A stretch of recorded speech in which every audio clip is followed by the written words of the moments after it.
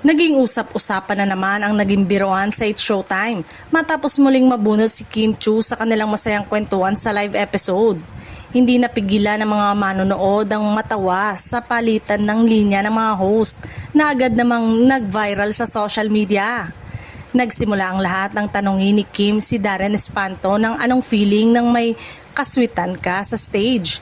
Hindi naman nagpahuli si Darren at pabirong sumagot.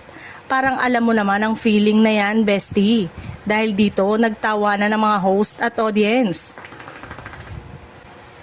Mas lalo pang naging masayang eksena nang sumingit si Jong Hilario at biro nitong sinabing, "Bakit mo tinatanong?" Na mismo no, lalong kinilig at natawa ang studio audience habang si Kim ay napangiti na lamang sa naging kantsawa ng kanyang mga kasamahan. Marami rin sa mga netizen ang natuwa sa naturang eksena at sinasabing isa ito sa mga nakakaaliw na bahagi ng programa. Agad ding kumalat ang mga video clip ng biruan kung saan marami ang nag-iwan ng nakakatawang komento at reaksyon. Bagamat simpleng kulitan lamang nangyari, muling ipinakita ng mga host ng It's Showtime ang kanilang natural na samahan at magandang chemistry sa isa't isa. Hanggang ngayon, patuloy pa rin pinag-uusapan ng mga tagahanga ang nakakatuwang banter na ito, sabay biro ng marami, huli katuloy Kimi.